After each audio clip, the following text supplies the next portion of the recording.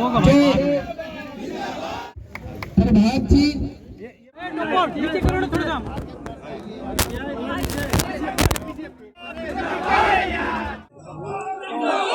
आज इस मिलन समारोह के कार्यक्रम में उपस्थित मंच पर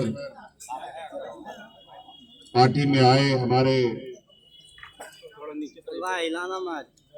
नए सदस्य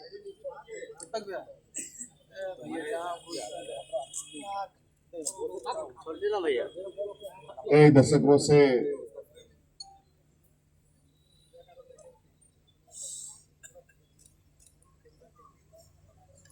जनजातीय वर्गों के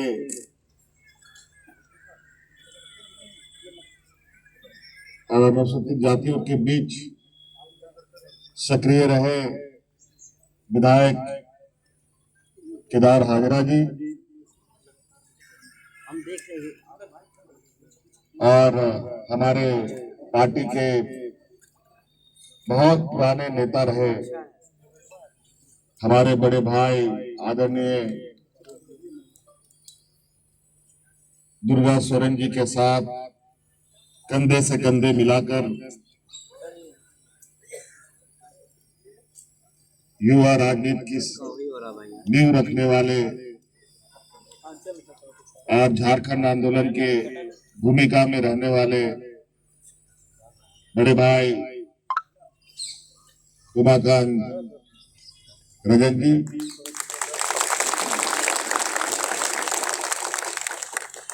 आज इन दोनों ने पार्टी पर अपनी आस्था जताई है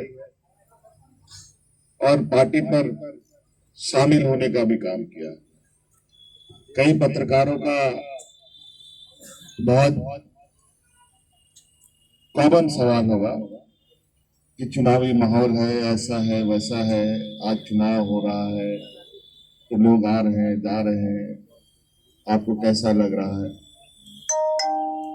झारखंड मुक्ति मोर्चा इस राज्य का पार्टी नहीं है, इस राज्य का सिपाही है।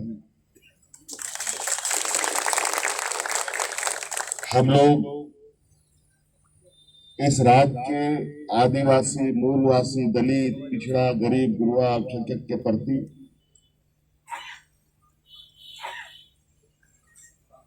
हम लोगों की जो कमिटमेंट है, जो हम लोग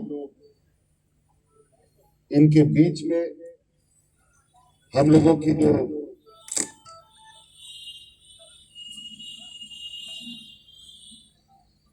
एक संबंध है, एक रिश्ता है, जिसके बदौलत मात्र एक दो लोग इस राज का सपना देखने वाले लोग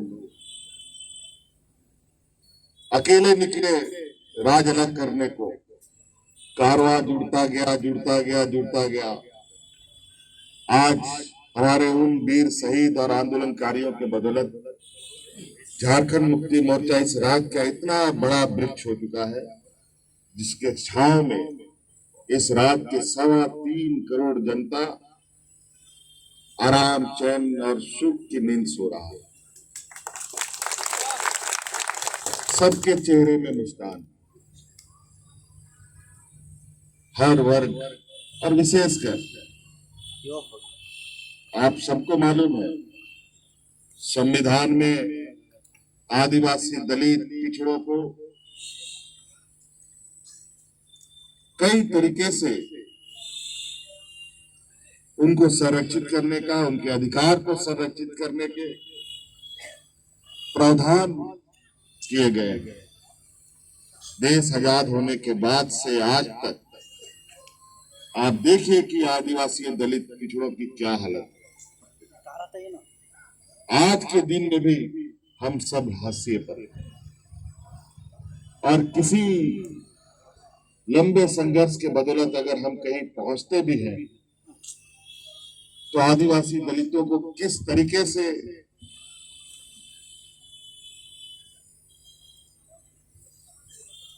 नीचा दिखाने का काम कुछ सामंती सोच वाले करते हैं, वो किसी से छुपी नहीं है। कभी वो पर्दे के पीछे से वार करते हैं, कभी सामने आकर के वार करते हैं, कभी पीठ के पीछे वार करते हैं। हमें आज यहां तक आने के लिए, इस राज को पाने के लिए कितने लोग शहीद हो गए, कितनी महिलाएं विधवा हो गई।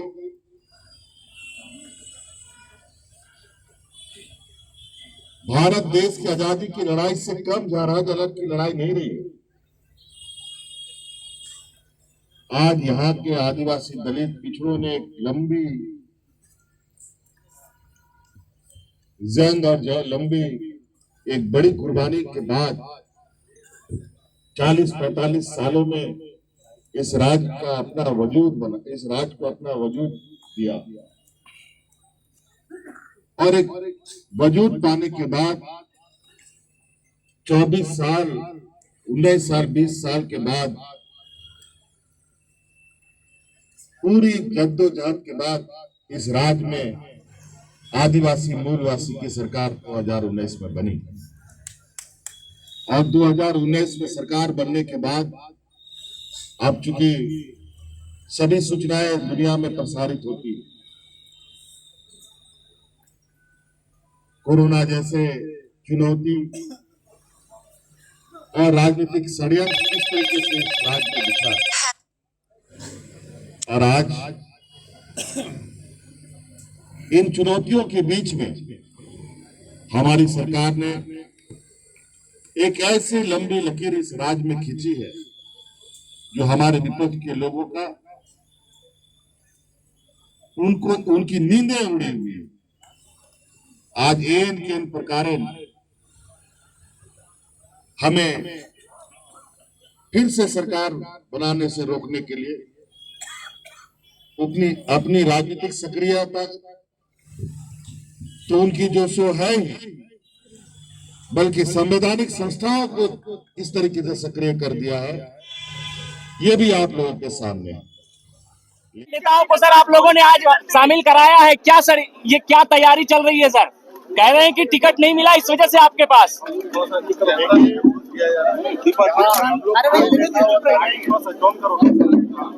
सबसे बड़ा नेता जनता जिसको चाहती है उसको आगे बढ़ाती है। हम लोग मात्र एक माध्यम, और आज हमारे साथ विकास जी आगे कीजिएगा, कुमार राजा जी और केदार हाजिरा जी ने जो योगदान दिया है, उस योगदान का मतलब ये है कि इस राज्य में हमारे जो वंचित शोषित लोग हैं उनको मजबूत करने का, और कहीं ना कहीं इन लोगों का अनुभव, इन लोगों तक का जुड़ाव, और जो इस राज्य में जरूरत, जिनके मूल हमारे राज्यों के जो लोग हैं, जिनके जो वंचित लोग हैं, उनके लिए हम लोग काम कर सकते हैं। सर बहुत जल्दी हो जाएगा। सर कल राहुल गांधी, आप लोग भी फॉर्म भर रहे हैं क्या? सर कल राहुल गांधी भी आ रहे हैं सर। कल राहुल गांधी आ रहे हैं, मिलने का कार्यक्रम है। देखिए, अभी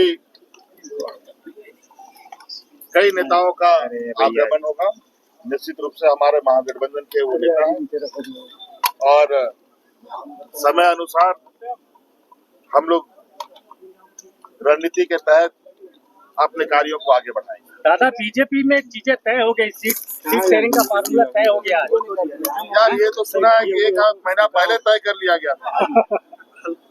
सर जैसे नॉमिनेशन शुरू हो गया है तो मतलब कब तक अभी समय है ना नॉमिनेशन का? सब समय तय सीमा पर हो जाएगा, चिंता मत कीजिए। 81 की 81 विधानसभा में इस बार हम भारतीय जनता पार्टी को उनको डब्बे में बंद करेंगे। सर आज जो 2 लोग शामिल हुए हैं, क्या वो चुनाव भी लड़ेंगे सर? क्या चुनाव भी लड़ेंगे दोनों?